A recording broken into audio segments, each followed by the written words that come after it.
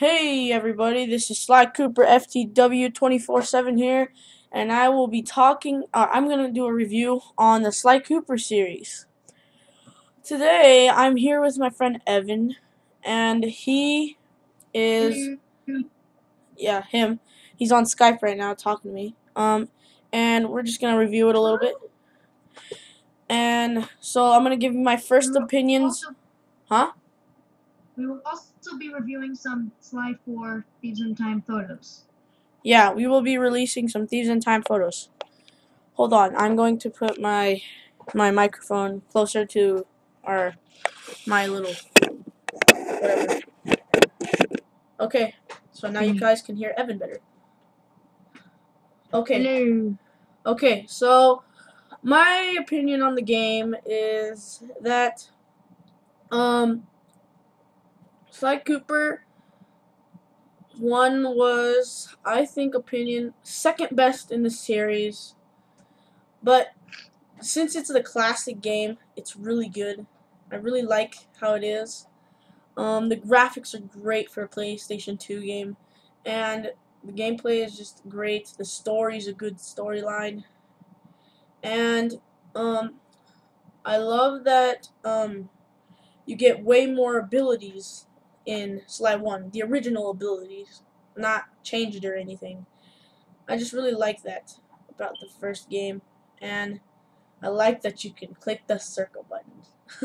I just wanted to add that in just because. Evan, your opinion? Sly 1 was one of the funnest games honestly I have ever played. I did find it to be a bit glitchy, and the storyline was a little off, because I mean, with the time challenges, it doesn't make sense. Because you have to collect the 5 pages of the Thievius Raccoonus. And then, yes, I got the whole book. And now I still have to get the few more pages. That part of the storyline was a little off for me. Although with the gameplay was pretty fun. What about the graphics? The graphics were, you could see from games 2 and 3 that the graphics have advanced, and you could also tell that in the first game that they were just like pixels. Not necessarily pixelized, but you could see the pixelization. Yeah, you could see the pixels. Otherwise, gameplay was pretty good. I give the graphics 7 out of 10, gameplay 9.5 out of 10, and storyline 9.5 again. So in all, I give this game a 9.9 out of 10. It was a pretty good game. Well, for my ratings on the graphics, I will say, in my opinion, 8.5, and the gameplay, 9.9, and the story, 100. Just because I love it, because it's the classic. Moving on to Sly 2. I am excusing the, for me, with the weird gameplay and the storyline and the graphics, because this is the classic version and the first game, so it's gonna have quite a bit of glitches and Yeah. Well, now let's go on to Sly 2, alright? a few bugs and stuff. So okay. Web page loading. Yeah, you're right. I should have downloaded the croc thing.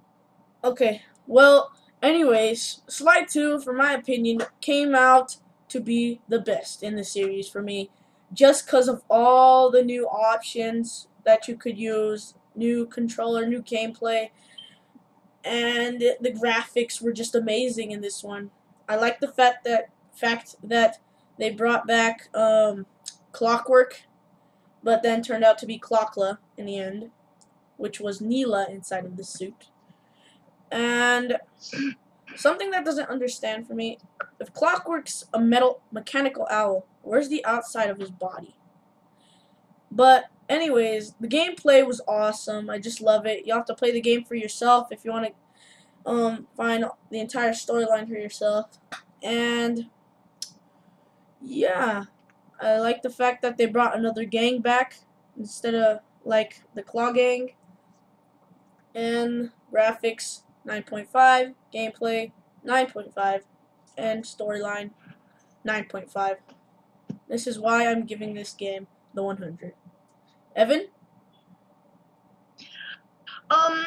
This game for me was the best game in the series. It's one of the funnest that I've played. This game was just awesome. I cannot express that enough. It was awesome how they returned Clockwork, and the gameplay was just fantastic. It was awesome, and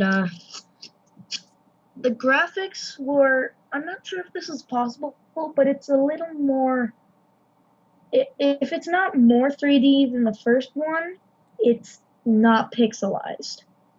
Because, I mean, of course the game is pixelized, but not as much as, the Sly 1. And, the gameplay did advance. I love how you can play, as Bentley and Murray now.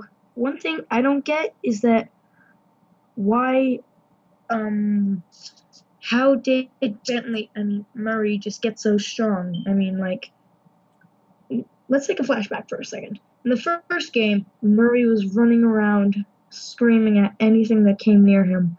Ah, no!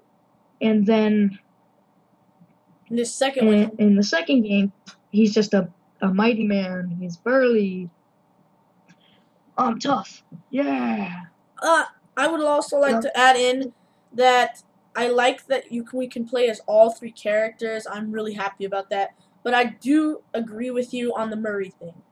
And his voice changed, I believe. Yeah, he was just a pipsqueak in the first game.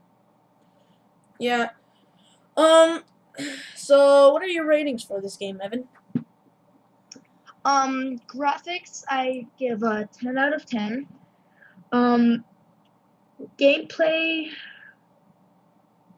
was a little glitchy, but some of the glitches were kind of funny. Some of them were just really pissed me off.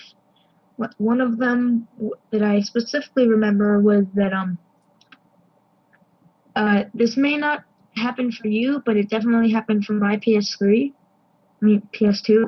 and it was Murray. I went uppercut an enemy. No, I jumped and uppercut an enemy, and then ground pound at the same time, and it was just frozen there doing this little spazzing light show just all sorts of amazing colors. Yeah, party's so awesome. Then it resets. Yeah. All right. Yeah, that really pissed me off, especially because I didn't get to save. But otherwise, gameplay, I give it a 9.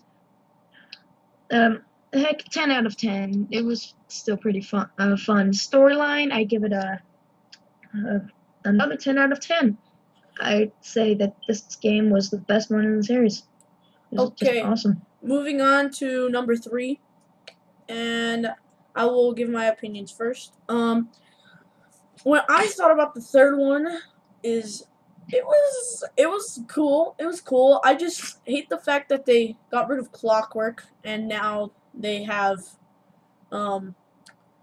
what's his name? Dr. M from Kane Island. That was very awkward. Otherwise, Dr. M, anything else besides him was just great. I like the fact that they gave Bentley a wheelchair with tons of gadgets. That was a new thing, and I like that every single character can pickpocket now, because in the second one, I really got kind of annoyed because of just sly pickpocketing. Like you had to switch off characters the entire time.